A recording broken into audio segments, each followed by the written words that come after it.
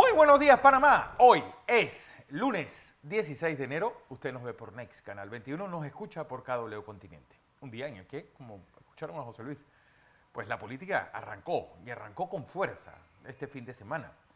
Un día donde pues, las tablas se vistió de gala y, bueno, no dejó, como siempre, a la altura de las circunstancias. Y la capital santeña pues, fue el epicentro realmente de uno de los espectáculos más importantes de nuestro país con ese desfile de las mil polleras. Bueno, la fiesta en Antón, es una semana donde empieza a moverse el interior y ojo porque hay pronóstico de lluvias con este frente frío. Bueno, una semana donde pues, la señorita Estados Unidos de la nueva Miss Universo, donde el presidente Bukele hizo despliegue de ese aparato publicitario diciendo que la próxima sede del Miss Universo será El Salvador. Un día en el que pues, el Barcelona es el campeón de la Supercopa de España. Ayer pues, ganó en Riad al Real Madrid 3-1, un juego donde se dominó todo, realmente. Ojo con lo que está pasando en Perú. Más de 50 fallecidos en las protestas que están habiendo qué va a pasar en este país. Un momento también en el que pues, el presidente Boric puede ser uno de los presidentes peor calificados cuando cumple 16 meses al frente de Chile. Don José. Buenos días, Fernando. Buenos días a toda nuestra audiencia que nos sigue en KW Continente Radio y en Canal 21 Next TV. Estamos en la cintura del mes. El primer mes del 23 ya lleva consumido 15 días. Estamos en el día 16, lunes. Pero no solamente es el José, sino que es el primer lunes que se trabaja en Panamá hace 3 semanas. Sí, mucha gente todavía usted va a encontrar que esta semana le va a ser larguísima. Ya de por sí enero es largo. Imagínense. Sí, tiene desde 31 días. Muchas cosas están pasando en el mundo, pero yo les quiero ponerlo en contexto una cosa. Uno de los análisis más importantes que se está haciendo en el mundo es el riesgo político país por país. Ese riesgo político también nos toca a nosotros. Parte de ese problema, cuando uno hace análisis financiero, no solamente hace el análisis financiero, hace el análisis político, para ver si en el país no solamente están dadas las condiciones para el desarrollo de los proyectos, sino si hay condiciones para el fomentar un diálogo que permita el desarrollo, Fernando, de políticas estratégicas en un determinado país. Y fíjese, esto no es un problema nada más de América Latina. El riesgo político país está en todos lados. Por ejemplo, está duramente afectada en Gran Bretaña por este riesgo político de una herencia. Tuvo en corto tiempo 3 primeros ministros, conservadores todos, pero 3 primeros ministros que se encuentra Sunak ahora mismo, el actual primer ministro, en medio de un conflicto casi prácticamente con probabilidades muy pocas de desarrollarse si no hay un consenso nacional. Y el Brexit, la salida de la Unión Europea, creó una división, polarizó el país, y dentro de la polarización partidaria está la polarización interpartidaria, que complica el manejo para las fracciones parlamentarias de esos grandes partidos que al final se quedan absorbidos en micropartidos. Y este es un problema que hay que prestarle atención de los riesgos políticos en el país. Fíjese, para que usted tenga una idea de que esto no es solamente en América Latina, le voy a hablar con detalle en América Latina, por la gravedad de lo que está ocurriendo. Pero fíjese lo que está pasando en Alemania. Alemania es una de las economías más poderosas del mundo, y no solamente como economía en función de generación de riquezas, sino en función de generación de tecnología. No hay una cosa más importante en Alemania que el desarrollo tecnológico de ese país.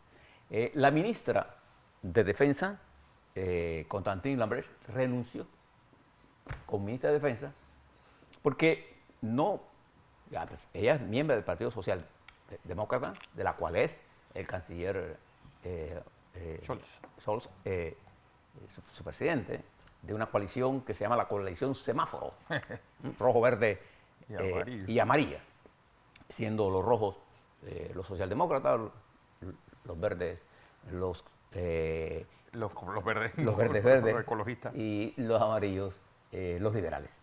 Bueno, renunció. ¿Y por qué renuncia? Por los problemas en cómo manejó la defensa y cómo manejó la solidaridad con Ucrania. Recuerda que al principio ella propuso mandar cascos a una guerra de la naturaleza de Ucrania y fue duramente criticada. Bueno, ahora Inglaterra va a mandar tanques a esa guerra. Ahora le hablo un poco sobre este proceso de la invasión, porque eso es lo que es, desastrosa invasión de Putin, que ha hecho daño a Rusia y a Ucrania en primera instancia y al mundo en general. Sobre lo que Putin llamó la intención de Ucrania de querer meterse en la OTAN. El ministro de Defensa ucraniano dijo, en la práctica, hoy, por la invasión, Ucrania está en la práctica en la OTAN, por la cantidad de armas que está llegando de la OTAN. De la OTAN. ¿Se da cuenta? Eso no estaba en los planes, ni eso fue un invento del señor Putin. Pero les cuento esto porque también vamos a tener el conocimiento esta semana de cuánto creció la economía china en el año 22 y la mayoría de los analistas financieros globales estiman que el crecimiento de China para el año 22 estaría situado en 2,3%. Así que sí que ha sido. Es el más bajo de los últimos 40 años, si es que es ese, y muy bajo de los 8% del año pasado, del año 21. 22. Y lo agarra todo esto en medio de una pandemia que ha estremecido ahora, y ya tenemos las primeras cifras que da China Popular, en donde reconocen cerca de 70.000 muertos en diciembre. Las proyecciones sanitarias indican que a finales de enero los muertos podrían llegar al 1.000.000. Wow. Y hay una fuerte infección. Y podría ahora, con el año nuevo lunar, la infectación llegar al 60% de la población de la República Popular China. Y recuerde que ellos tienen 1.400 millones de población, sobre todo porque hay una gran movilización de las ciudades al campo. Y la capacidad de producir medicinas o vacunas está sobrepasada ya en China. Entonces eso ha creado un nivel de inestabilidad unido a los problemas que tiene la industria inmobiliaria, de los grandes... Desempleo. El desempleo juvenil. Juvenil. Bueno, mire todos estos grandes, lo que está pasando. Pero fijemos la mirada ahora en la región. Y fijemos la mirada en la región porque nosotros somos parte de América Latina y no somos ajenos a lo que está ocurriendo. Y porque estamos en medio de un año preelectoral que ya comienza a tomar fuerza telúrica, huracanada. Así como usted ve estos fuertes vientos fríos que estaban azotando el país durante estos días y que se supone que se van a mantener por un par de días más. Bueno, así está la política. Nada más recuerde Panamá, por ejemplo, las declaraciones que hizo ayer, este fin de semana, el vicepresidente de la República refiriéndose a Ricardo Martínez, que él no le tiene miedo. Y que venga como venga, dice el vicepresidente, a lo que el expresidente Martínez le responde que el que tiene miedo es él. Entonces, esta discusión que yo estoy hablando es esto a lo que tenemos que nosotros, tenerle miedo. Porque esto genera, este nivel de discusión genera incertidumbre. Porque se trata de gente que tiene poder político en sus manos y esas luchas no resuelven el problema de nadie. De nada. Lo empeoran, más bien. Entonces lo que hace esto es alejar la necesidad de un consenso, la viabilidad, no la necesidad, porque la necesidad es evidente, es la viabilidad de las fuerzas políticas para entenderse. Entonces fíjese un rápido, y por eso se lo traemos, porque usted tiene que mirar eso en función de nosotros, aquí en Panamá. Fíjese lo que está pasando en Perú. La presidenta, primero se dio un golpe de Estado, y usted recuerda el simplismo de los medios de comunicación. Precisamente, Fernando, este 18, esta semana, vamos a hablar sobre Venezuela. Hay un libro que escribió el exalcalde Antonio Ledesma, sobre Carlos Andrés Pérez.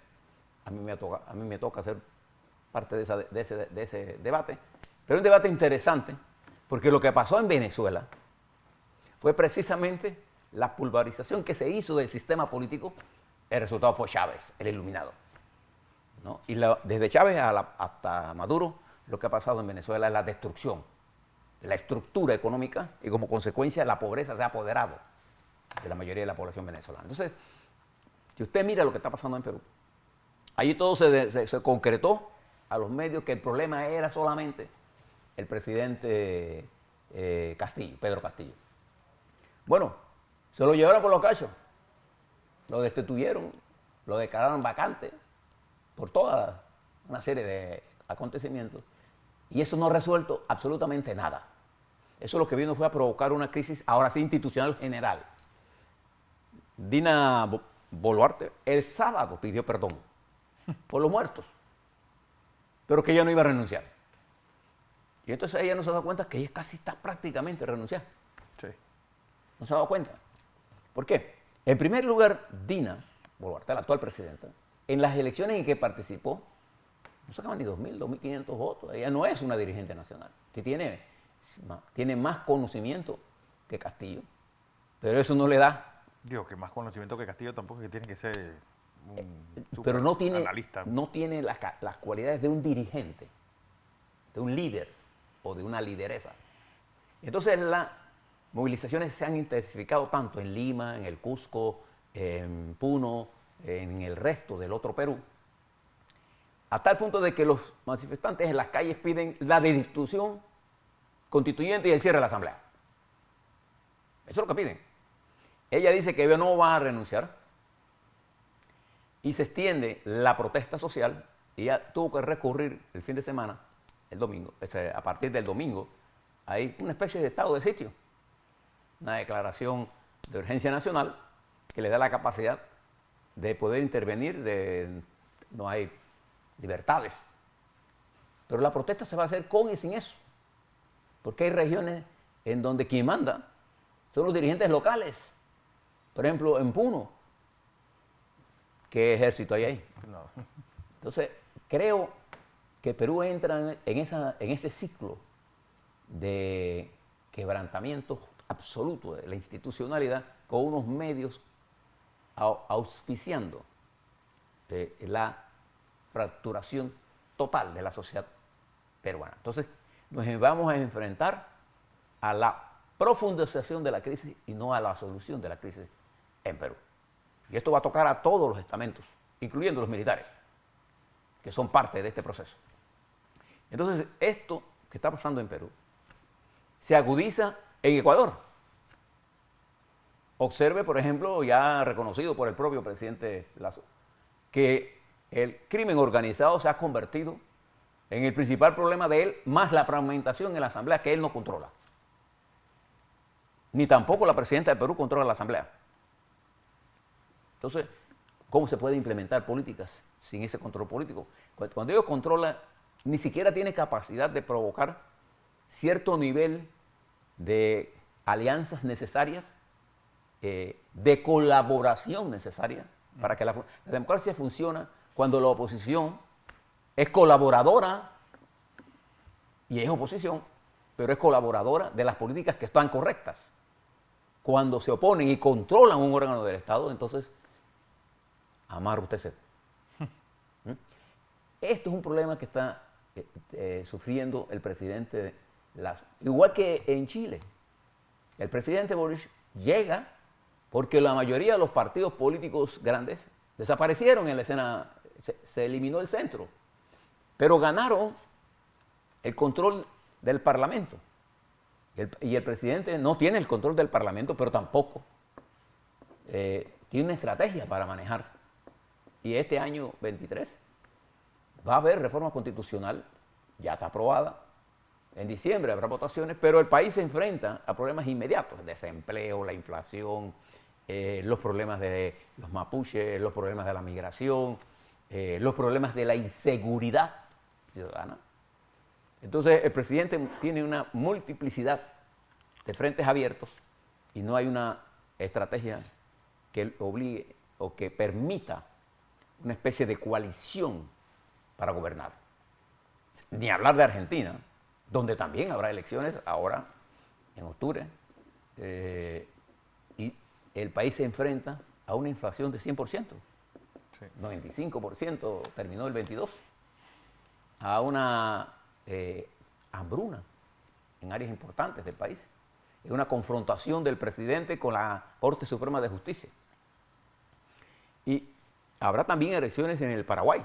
Nosotros hablamos muy pocos de Paraguay, pero en Paraguay las fuerzas gobernantes están alejadas de las necesidades de la gente.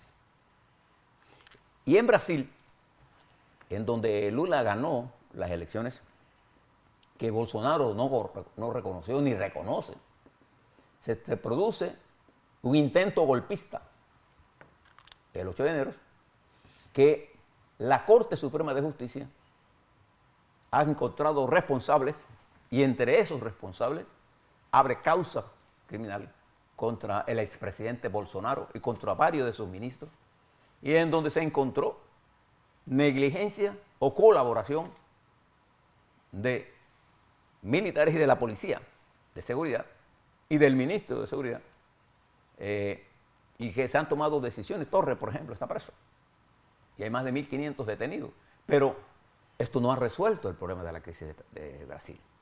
Brasil está en medio de una gran incertidumbre política, y si usted hace un análisis de riesgo político de Brasil, el riesgo político de Lula es muy alto. Su popularidad no es la de primero y segundo gobierno. Él terminó con 80%, y es muy difícil incluso, si él no toma las medidas necesarias, que pueda culminar su primer periodo, su tercer periodo presidencial, en medio de una asamblea que él no controla, de una Corte Suprema de Justicia, y de unos medios de comunicación y redes sociales que impulsan la división. Hoy aparece de nuestro compañero José Luis Ríos una columna en el periódico Metro Libre, que se titula "Las redes sociales impulsan". Le doy el descrédito de la gente. Y hay un artículo contundente de cómo las redes sociales son utilizadas, las plataformas, para insultar, para llegar. Bueno, eso está pasando en Perú, pero en Brasil, donde hay expertos que y se dedican a la administración de redes sociales con mensajes muy específicos, y lo menos que usted encuentra ahí es la verdad. Pero digo, esa no fue la norma que hubo en el gobierno de Varela, que tenía un equipo desde CERTV haciendo pero eso. es que no solamente fue Varela aquí, eso fue Varela. No, pero digo, esto es pagado por el Estado, no es que lo trajeron y tenías un call center, esto estaba pagado por el Estado. Y hay intereses económicos que también lo pagan. O sea, hay un conjunto de plataformas sociales cuyo interés fundamentalmente es el descrédito. De eso habla José Luis en su columna de hoy. Entonces, es importante ver esto, porque fíjese ahora nuestros dos estados fronterizos. En Colombia, un maestro del manejo de las redes sociales es el presidente Petro. En su campaña... El Twitter fue básico. Y no solamente el Twitter, TikTok, todas las redes. Y los dos que fueron a la competencia, el alcalde de Bucaramanga, también manejaba el TikTok. Sí.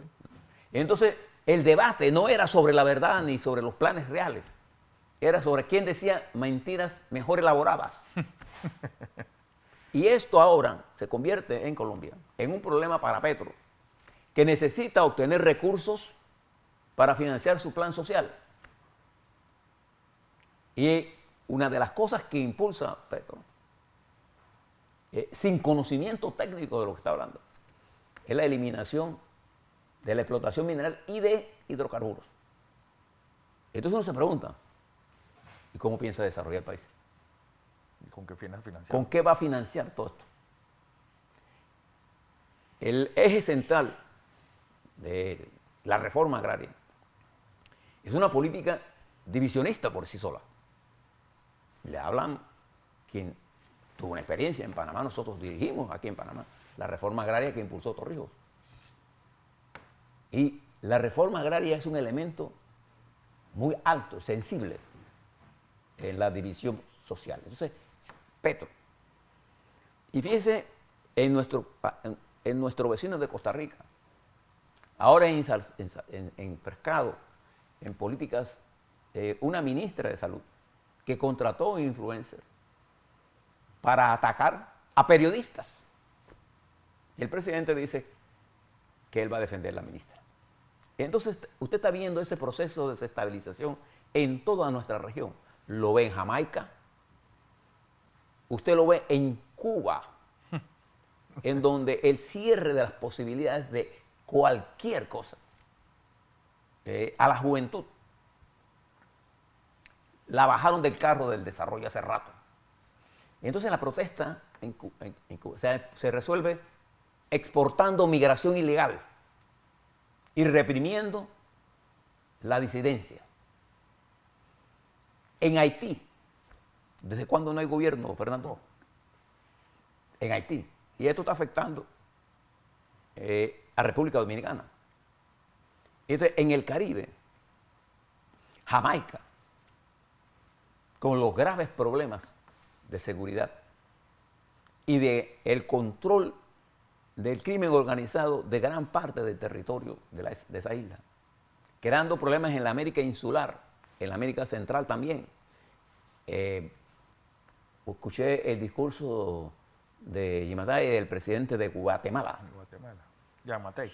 Si usted ve lo que él está diciendo con las realidades sociales del país, parecerán dos mundos divorciados. Sí, la desconexión que hay entre... La desconexión entre lo que él está diciendo y la realidad.